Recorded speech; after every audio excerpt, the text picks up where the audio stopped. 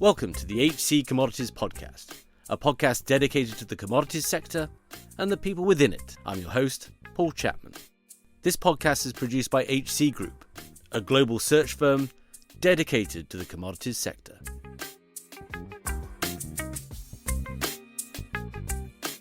Welcome, everyone. Thank you for joining us, and we'll keep on track so people can get to their drinks. But welcome to this HC Commodities Podcast live event hosted by Argus Media. It's been an exceptional day so far. Really enjoyed the panel. Today, we are talking beyond fundamentals, adapting trading strategies to a shifting geopolitical landscape. For traders today, what matters more? Is it true socials or is it the fundamentals? I think is the easier way of saying it. My name is Paul Chapman. I'm co-head of HC Group, a global search firm dedicated to commodities, and host of the HC Commodities Podcast, a weekly podcast dedicated to this sector. With us, we're lucky enough to have Saad Rahim, Chief Economist of Trafigura, David Fyfe, Chief Economist for Argus Media, Paul Chapman, Director at Levmet, and Nick Kumleben, Director at Greenmantle, the Geopolitical Risk Advisory Group. So I guess let's start off and diagnose whether there is volatility out there, and we're talking across all commodities. And in some sense, Saad, can we see a picture about what's driving that volatility and some of the time frame about it? Yeah, I think it's an interesting one, right? Because volatility in a very specific sense, as you measure it, right, that you could argue actually has been quite low for a lot of these commodities over the year, which I think would be surprising given people who are tracking the news flow and the tweets and the true socials, as you say. But you look at oil, for example, it's had some very big moves and some very big days, right? But also it's kind of remained very pinned to $67, $68, really. Similar on copper as well, right? You know, again, we've been above 10,000 for some time, but not, really some big moves. You've seen it in COMEX, but at least on the LME price. And I think it's been a bit of a challenge for that, right? Because I think people would look at the trading industry and say, okay, well, there's been, all these changes, all these announcements, changes in flows. But I said coming into sort of, the election last year where people were saying, oh, there's going to be, potentially a lot of volatility. There's, I'd say, good volatility and bad volatility, right? In the sense of one where, okay, if you're redirecting trade flows, that's a logistics change where trading companies can then step in and help address those dislocations. But, as you alluded to, if it's just waiting for the next tweet, then, that's very hard to actually then put that into practice. In particular, if you're then starting to see changes, right? So where we saw something again with copper, where you saw, there was reports that, okay, there's going to be 50% tariff on copper. You saw the COMEX price disconnect from the LME. You saw physical inventory coming into the U.S., but then when the tariffs actually were announced, they were very different, right? So again, a bit of a change. So some people may have gotten caught on the wrong side of that. So I think it's been a very interesting time, and we'll see how we go from there. Yeah, is it? Maybe Nick, you can comment on this. Is it that actually the volatility? We've had lots of geopolitical strife. We've had lots of back and forth on tariffs. Is it that actually the market kind of came in slightly prepared for all of this, but it's increasingly stressed, and supply chain stuffing and so forth is kind of coming at an end, and maybe the true volatility wave is yet to hit in some senses? I think that's right at a high level, Paul. And what you've seen in many of the key geopolitical arenas around the world that relate to engine commodity markets, a lot of noise and a lot of true socials, but not a huge amount of disruption to flows in volumetric terms, right? You look at Russian exports since February 2022, it's hard to see a war in there. You look at Iranian exports, as the data from earlier showed, and you don't have all that much disruption. If you look at some of the other issues that could play out in the longer term, that's where the difficulty comes in. We had Philippe earlier talking about the difficulty of potentially signing 20-year LNG deals from the US to China. And that's the kind of place in the market where you'd have to really think through the geopolitical scenarios. But if we look at the balances in the near term, geopolitics hasn't yet affected those fundamentals, perhaps with the exception of the US-Saudi Arabia relationship improving with Trump coming into office and more OPEC barrels coming online. Yeah, and it is that, we'll talk a bit about time frames when we get onto whether this is cyclical or structural. Kurt, Saad mentioned bad volatility. I don't know whether that's an excuse for having a bad trading year, but there does seem to be that actually it's been a really difficult year.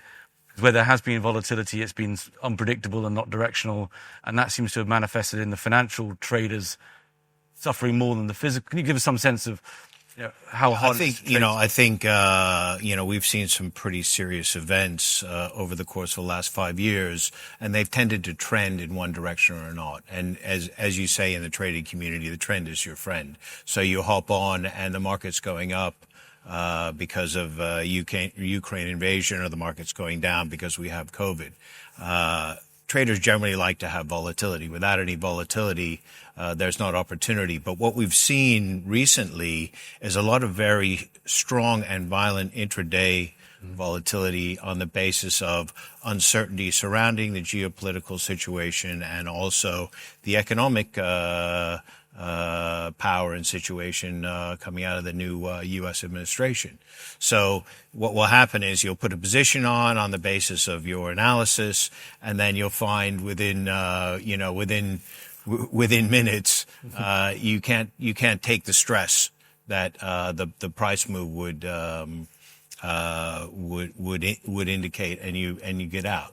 So I think there's been a lot of people in the trading community, and I'm not talking just trading houses, but hedge funds, small boutique shops like ourselves, who say, I have to step back until I get a better understanding. One of the things I do think that is happening, though, is that in any market environment, traders evolve, right? And if this tool in your toolbox is not working, then you look at another tool in your toolbox. And we'll maybe get in and chat about it a little bit later, but a movement back towards physical trading and having the fundamental backstop is one way to deal with this type of volatility. Yeah. David, maybe you can comment on your views on that volatility picture and give us some sense of between short, medium, and long term. Where is it playing out on all fronts or not? What are Argus seeing in that? Well, I think one of the key messages is that ultimately we've seen some of these physical or threatened dislocations. Prices have reacted accordingly, so the market rebalances through the medium of price. And we have seen that. And although I know what Nick is saying about in terms of Russian flows, before the conflict, Russia sold Urals at $2 to $3 below Brent. They're now selling it for $15 below Brent. So, this is shut out of a certain market, and the logistics and the freight has adjusted to enable that oil to go where it can go. So the market works. But it works with a shift in pricing relationships, a shift in arbitrage relationships. I think in terms of the volatility that we were talking about, it's one thing. You can have volatility that's brought about by things like sanctions or tariffs that are concrete and are sort of inked in. What it's much more difficult to trade, I suspect, is when you get those policy decisions changing almost day to day, if not day to day, week to week, because that is something that is almost impossible to trade. The trading business has learned how to deal with the shutout of Russian commodities from Europe, and it's learned how to send that economically to other regions, because we know that's a given, okay? What is much more difficult is when you hear there's going to be a tariff of X, and then it's going to be a tariff of X minus 10%, and then there's not going to be a tariff, and then there's going to be a tariff on raw material Y, but hang on a minute, no, there isn't. So, that's where the problem is, this inconsistency in policy formulation. The business will adjust if it's given the chance to do so, and price is the mechanism that will enable it to do that. Yeah.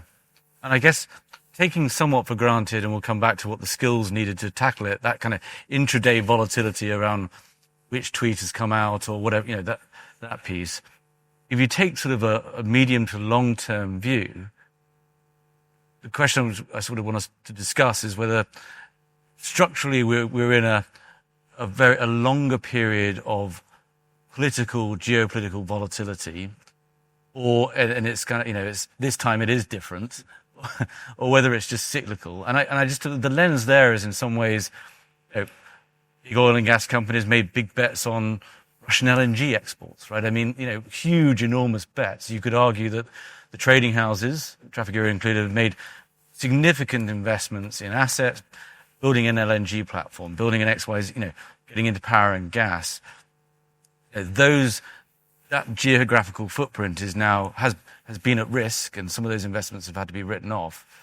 So it's maybe we could start with you, Saad. This is a big question, but structural or cyclical? Are we in a period of volatility that's going to go back to normal, or has something fundamentally changed in the last 5 years? I mean, it seems like something has certainly changed, right? I mean, if we even go back to just before COVID, I always say, people forget we had the attacks on Abcake, right? That was a big event. Then we've had COVID. I think one thing actually, and to pick up on some of the comments from Kurt, from David, is that how resilient the market has been in terms of still allowing everything to flow, right? We haven't seen sustained outages. We've seen the market, in fact, forward solving a lot of these problems. I mean, the fact that we had potential disruption in the Straits of Hormuz for the first time ever, an actual bombing of Iran, right? If you had done that, I mean, that's it. And if you had said that 5 years ago, we always say, we would joke about if in our trading simulations, for the grads and whatever, that was the event that would have sent you up $10, and instead, actually, the market said, okay, well, we can adjust for it. So it seems like we're both in a period of structurally higher volatility. I think there's an increasing competition between, it looks like, China, the U.S., right, and across many different spheres on this.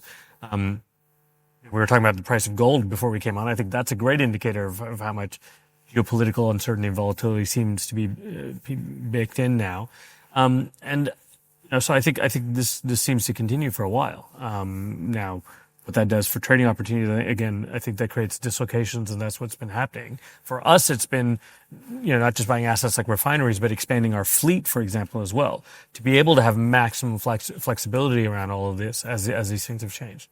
As long as traded markets and open markets continue, that can serve it. But yeah, I guess this is Greenmantle's bailiwick. If we were to take you back, well, how different is the world compared to 10 years ago? Is this something that is seen as actually a true structural shift? I think so, Paul. And if you believe that there's a Cold War II framework, that started with the election of Donald Trump. That Cold War began with Trump. So if you play out the Cold War framework, the first one took roughly 45 years to settle. We could be in a very different structural phase. But you also have a number of reasons to think that some of these risks are going to continue for much, much longer. Not only is this a US-China question, it's also a question that is defining the Middle East in terms of Israel and Iran. It's a question, if you look at the war between Russia and Ukraine, you have Russia sending Iranian drones and keeping its war machine afloat by largely sending hydrocarbons to China and some to India as well. And you have Ukraine backed up by the US and Europe. So not only do you have this US-China dynamic that looks structural, but the nature of the wars taking place means those divides may also be structural in other regions. There are some temporary aspects here, right? If we look at the near term, Netanyahu has to call an election in Israel by October. There could be a resolution, either a violent one in Iran or a democratic one in Israel, to part of that issue in the near term. Russia-Ukraine doesn't look like going anywhere soon. It looks like a classic frozen conflict. As long as the Russian economy doesn't break and as long as the Europeans keep funding the war, either of those things could change. So there are reasons to think that specific arenas of Cold War II, and I'd probably put Venezuela in there as well, could change significantly in the near term. But US-China, not going anywhere. The energy and resources sector is experiencing unprecedented change. To help navigate this change and capture its opportunities, HC Group launched Enco Insights, a global advisory network dedicated to the sector, providing senior advisors and subject matter experts to investment and infrastructure funds, law firms, and corporates. Enco Insights leverages HC Group's 20 years of connections in energy and commodities to give clients the expertise they need when the stakes are high and insight matters. Learn more at encoinsights.com. I think it's important to recognize that when you say a shift is cyclical, I mean, that cycle can be 20 or 30 years, right? So we have, at the moment, arguably in the Atlantic Basin, in the West, we have a shift to much greater government intervention in industrial policy and industrial capacity, in security of supply, etc. It is a pendulum that swings, and anyone who's over ... years of age remembers that we've been through that before, and we get cycles of state interventionism in the West, and then we gradually swing and we get a move back towards more liberalized markets. Now, there are bumps in the way, and the great financial crisis arguably is one that sort of has pulled the reins on outright liberalization occurring again in full. But I do think there are real cyclical elements, might be 20 or 30-year cycles, okay? The one I am intrigued about, apart from the broader issue of US-China, is the position of the dollar. Because, there's been a thesis over the last 12 months or more about de-dollarization, not only in terms of the replacement of the dollar as the unit of international exchange, which I don't believe is going anywhere soon, by the way, but also the underlying value of the dollar. And we talked a little bit about that on the panel this morning.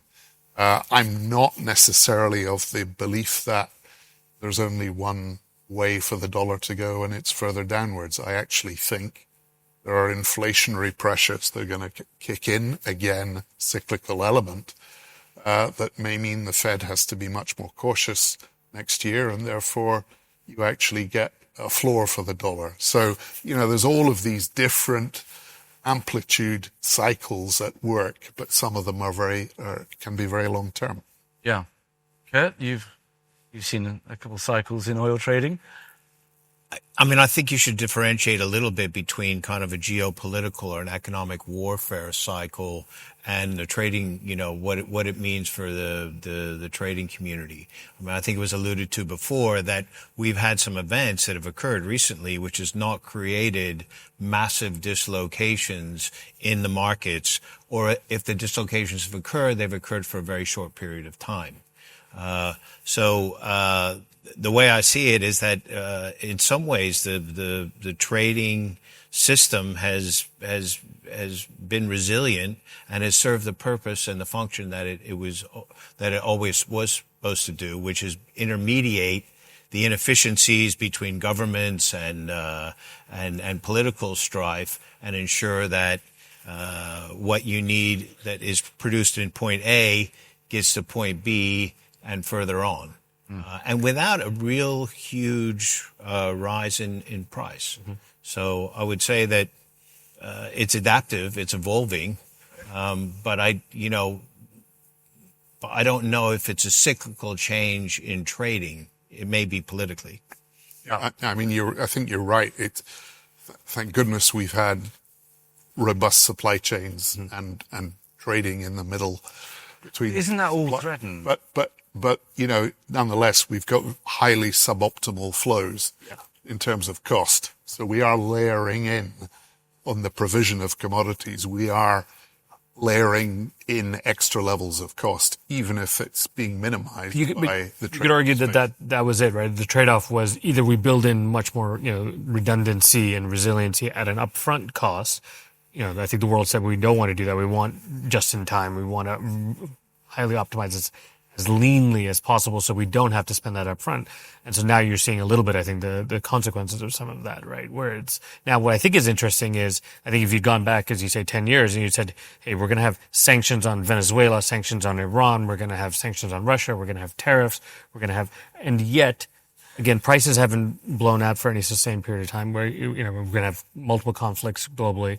And yet also we're not dry anywhere, right? We're still seeing all of this stuff flow. So I think it is, again, some testament to the kind of the resiliency of the system. And I want to be, just real quick to comment on a topic that's very poignant right now, which is the building of crude oil stocks in China with a strategic petroleum reserve, right? Why is that occurring? That's occurring because there's a concern about a dislocation. So is there a cost associated with preventing some of these dislocations? There certainly is, and that's by accumulating stocks in a backwardated market.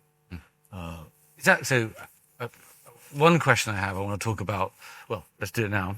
David, you mentioned the pendulum swinging. We've gone from a long period of, of decreasing government involvement in markets, less government intervention, to very much now, it's been said on multiple panels, energy security trumps certainly sustainability and even now affordability.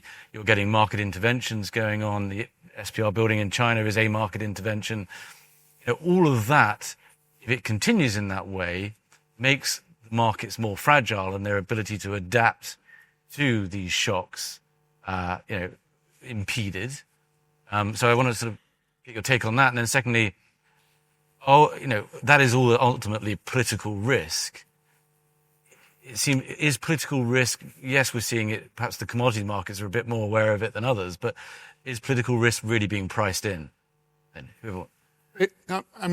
just want to, you're saying it, I think we've layered in some extra cost, but arguably we went too far down the road to just in time. Mm-hmm. Yeah. Okay. And it is likely that, various territories are going to want to hold higher levels of inventory.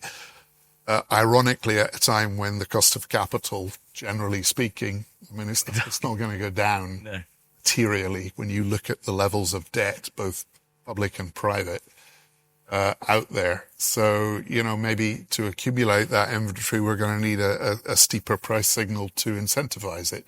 There's something interesting happening when we've got security of supply at the forefront with also higher levels of higher cost of capital than we were used to in the period, post great financial crisis. I think that's very much in line with what we're seeing, right? Is that, I think the cost of capital one is a very interesting one. Also going back to your point about mid to long term, right? Because also what we're seeing, I think, with some of the volatility and some of the issues that we've seen is, okay, are we going to get the right level of investment needed, going out, meet some of this, right? So again, obviously we're focused on the trading cycle, which is obviously much shorter term. But it does raise some interesting questions going forward, right? If you're saying, hey, we're uncertain that what's given, how much these policies have changed, right? 2 years ago, we were just talking about energy transition and how everyone was running one direction, and that pendulum has also shifted now back away, a little bit from that. But again, are we going to get the levels? We've heard the number a couple times over the last few days in terms of how much investment is needed and whether it's $500 million or more per year, just to keep standing still on the oil side. But similar with copper, with power, if you look at where the AI boom is going, if you don't have policy certainty, again, are you, at the risk of saying, well, okay, we'll underbuild a little bit just to make sure it's not costing as much, and then you end up with these risks that get built up in the system that then come to the fore later. Yeah. And then I guess starting to move towards the adaptation, then we'll talk about the skills bit. It seems to me that 10 years, we heard it from your previous CEO that, when he started the role, Jeremy didn't have to talk to governments that often. Right. When he finished the role, he was spending a significant portion of his time on it. Nick, are you seeing an uptick in demand for understanding those geopolitical risks, which perhaps the generation of traders coming through now just haven't been exposed to until the last couple of years? You're certainly seeing much bigger in-house teams from some of the top trading firms in DC, Brussels, and elsewhere. I think we are seeing much greater demand for political risk services, but there's a question becomes the applicability to trading, right? And if you took Trump at his word, say in the copper market, and took 50% tariffs on copper as what was going to happen, and didn't have that granular understanding of how the administration wanted to implement it, you're in a very tough spot. The same is true for the reaction function and the pain point around oil prices that influenced both the administration's decision to bomb Iran's nuclear sites, but then also to twist the Israelis' arms into a ceasefire. So there's a question of whether you build out these capabilities internally or externally, by hiring, by going externally. And what you really need is presences on the ground, which traders have had for a long time, but also presences in the capitals and keeping up with an ever faster news cycle. Yeah. And at least from the outside, I've spent a small amount of time on the inside in trading, but now, again, sort of from the outside, the cliched view of the traders is that they've always spent an awful lot of time understanding what's coming in terms of host governments, where they access the commodity, and arguably a bit less time understanding what's happening in terms of consumer government policies, partly because they were able to, because laissez-faire was the flavor of the day in the major consuming market centers. Now that that's no longer the case, as you're saying, they're having to spend an awful lot more time understanding what Brussels or Washington or London are going to come up with in terms of whether it's strategic stockpiles or whatever it may be. So, yeah. But, which is fine for the large trading houses, right? We'll come on to what it means for the competitive landscape toward the end of the conversation. For a smaller trading organization or for smaller, trading entities, Kurt, you mentioned earlier that sometimes, with such volatility, it's better just walk away from it. But then the demands are you still got to make money. How have you adapted your trading strategies to handle this environment? No, it's a very valid point, right? I mean, the larger trading houses, in particular, Trafigura and Vitol have moved into assets heavily so they can counterbalance this volatility, as I talked about, by capturing value in the physical markets. If you're a smaller boutique trading company or even a hedge fund, you're not really able to do that. I think what it means is that when you look at the trading opportunities in space, you probably move a little bit away from the front end towards the back end of the curve where you get less intraday volatility, but you can still put a viewpoint on.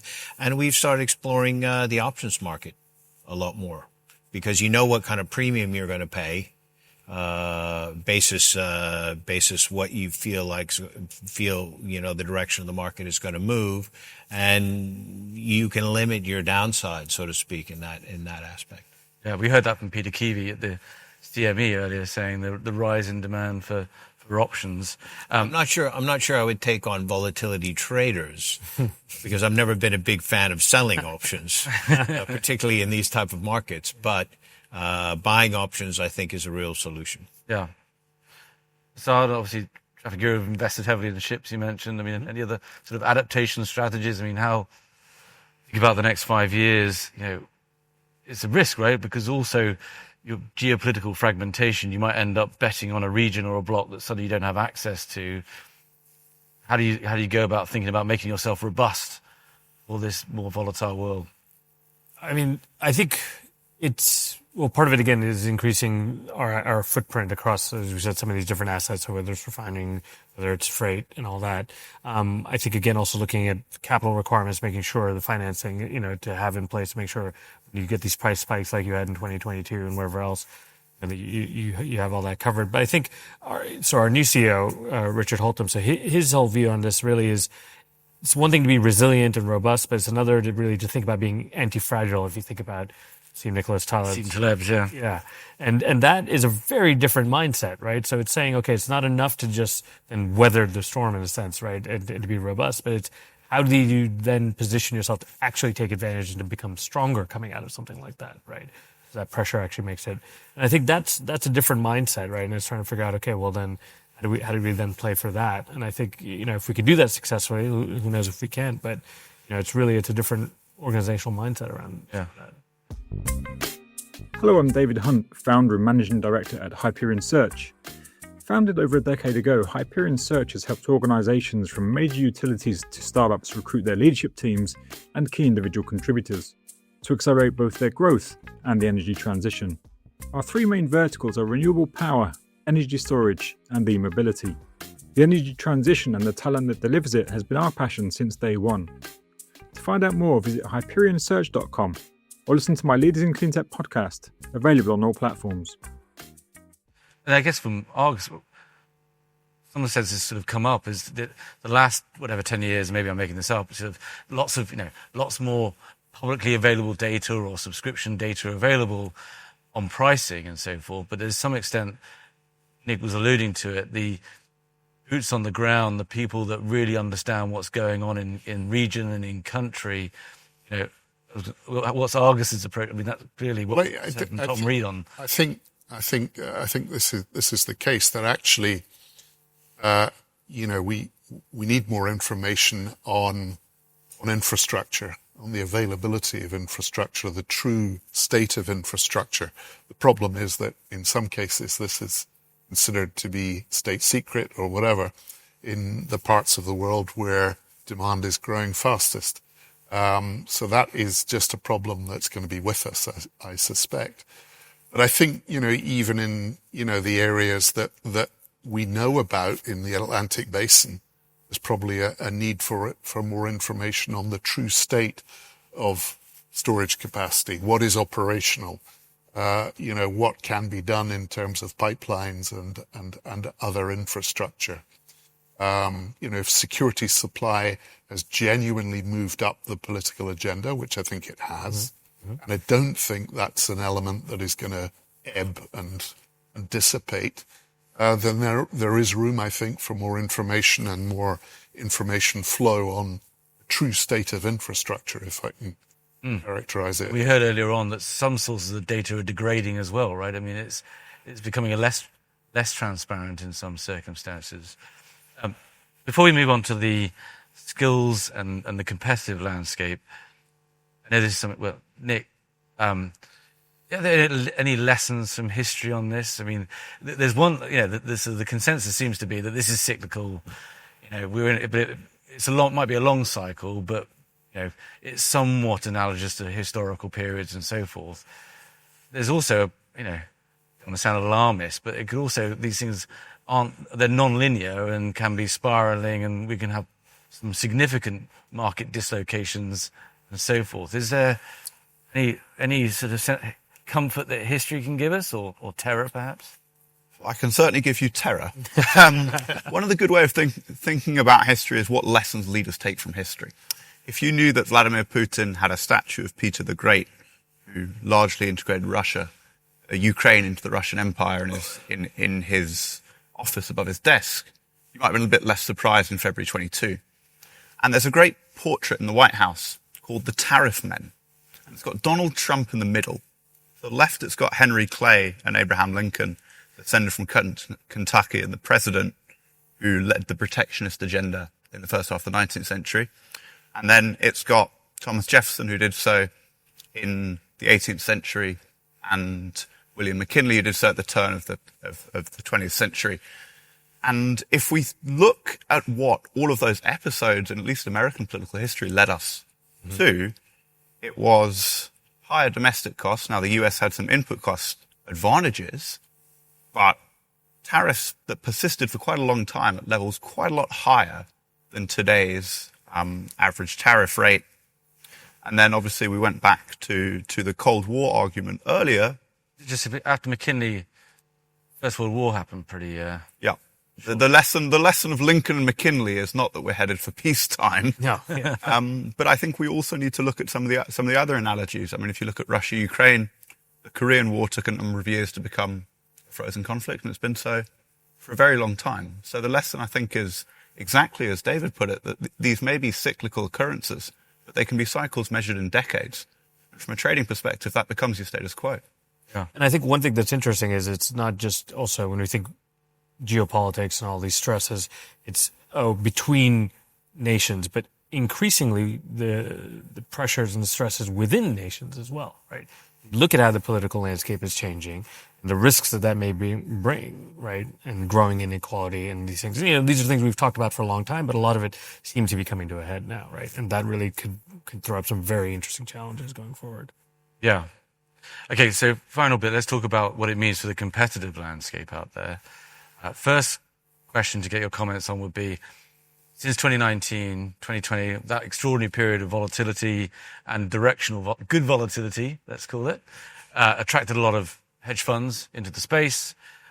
They've been, these broad asset class hedge funds have been very active in hiring. Sentiment has been a more challenging couple of years or the last 18 months as that directional volatility has dropped off. And they are, just for the most part, financial. They are, of course, getting into the physical markets. Is this a very challenging environment for them? Is this going to be the case of we might see some hedge funds fall away as we did a decade ago? Or actually, is this right up their alley because they've got the broad teams, the intelligence, the capability to lever up these when events do happen to capture them? I don't know who wants to tackle that one. I'll give it a shot. I mean, I think when the whole quantitative analysis influence really came on the horizon, and using AI and data scraping, and you had to have programmers who knew how to use Python. You saw that happening in the hedge fund community because they were doing that in traditional fixed income markets, right, and applying that to commodities. And all the trading houses were like, we're missing a beat. We need to go hire our own quants. We need to do our own data scraping. We need to have the abilities to respond to markets quickly through algorithmic, systematic systems. What's interesting is I just read an article recently about SquarePoint, which has been they've been kind of on the cutting edge of using quantitative methods to trade in particularly the metals markets. Well, what are they trying to do now? They're trying to go back down into the actual physical commodity and trade the physical commodity in order to back up what their quantitative approach is. So I think what you're seeing a blending of both the physical trading community and the quantitative trading community to find some competitive advantage somewhere in between. And so in some ways we're seeing a little bit of a merging. Yeah. So don't write off superior logistics. Don't write off superior trade finance. Don't write off relationship management, whether it's government or other counterparties in the industry, but also have the bright young men and women that you need in order to gather all that information to try to make something. I think we're definitely seeing that, right? You are seeing this. Hedge funds getting into the physical, seeing the NOCs that we heard this morning, getting into trading, because in this environment, you can't afford not to have risk management and optimization capabilities, even if it's not outright trading, which does, we had another hour we could talk about, it puts lots of pressure on the types of talent that you need. That's what obviously HC Group is busy in providing that, excuse the plug. The other bit, though, is actually the last 15 years, you've seen huge consolidation in the number of market participants, ultimately, right? Yes, some hedge funds have, we've started seeing a reversal of that the last couple of years, but we've gone from 15 trading houses down to 5. We've gone from every oil major having a trading platform down to 1 or 2 and now rebuilding again. My question is, does this just, and Saad, I'll ask you first, but does this, when you think about this environment and needing those market intelligence teams, higher cost of capital, needing that global footprint to take advantage and manage those dislocations, does this just make the moat, the competitive moat around the trading houses even deeper and wider? I mean, I think yes, because I think you just look at the facts around it, right? I mean, I think so I'll give you so when I joined Trafigura just over 10 years ago, we were trading 2.5 million barrels a day of oil, crude, and products, right? We're up to now, call it roughly 7, right? But it's not just us growing our market share; it has been our peers as well, right? But the market has not tripled in size. So obviously there is a need for this, for the service that we provide to keep going. But as you say, the number of participants has not gotten bigger, and if anything, actually, it's probably gotten a little bit less. But that's again because we've built this business over 30 plus years. But it's really these investments, these relationships with not just producers and consumers, but even with the banks, governments. We have access to something like $75 billion of credit lines, right? So that gives you some idea of the scale that is needed to trade those volumes across oil, metals, power, gas, whatever else it is, right? So for a new entrant to come in and say, okay, we're going to suddenly have access to $75 billion of credit lines, for example, or the fleet of ships, again, that I keep mentioning, but that we have access to, right? It allows us to do this. I think, that is a pretty big moat. I think what will be interesting now is not just the entrance of funds and things like that, but obviously you have to look at, again, the hot topic of the day, but AI, what's happening there. Does that start to come in and look, where there are arbitrage opportunities, dislocations, disconnects? Does that start to smooth out some of that and then reduce that pie a little bit, right? I think that's what, to me, is going to be interesting. And on that, I mean, for me, it's interesting because I always look at it, and I know myself and people who are probably more my age group were using it more as a glorified search engine. And then you look at the guy who's, the 25-year-old who sits on our row, and he's creating agents and sub-agents that are then replicating, and they're doing a whole different thing, right? And that's, I think, where the interesting thing is going to come. Yeah. I mean, you do have for want of a better phrase, a sort of shadow trading sector at the moment that has been specifically set up because of what's happening in terms of Russia. But I would park that to one side and say that's a very specific instance of something that's happening. The other global trend you can talk about is more regionalization. There's a lot of talk about deglobalization and much more intra-regional trade. And I think that's all very well, and you can talk about reshoring manufacturing and all the rest of it. You can't really talk about reshoring access to commodities. Commodities is the ultimate global business. And for that reason, I think over the 10, 15, 20-year future, the people who are going to succeed are the big players with global reach, global access to intelligence and global access to assets, physical flow. So just parking for one moment, this proliferation of small-scale shadowy traders who've emerged because of sanctions, ultimately it's going to be the people with heft and global reach. Unless those divides grow. And what's shadowy becomes transparent, but for a different block, if you like. I mean, there is a moat. There is a moat, but where it really boils down to is access to capital. Yeah, quite frankly, and talent. And perhaps. But what I would say is that the large trading companies have a lot of capital. They've made a fair bit of money over the last several years. Okay, maybe last year was a little bit more challenging and this year is, and they have the ability to finance themselves by accessing the market. And as you said, your growth volumes have tripled, and that's because they have the money to do so. Well, I will invite some questions from the audience, but thank you very much for a fascinating discussion.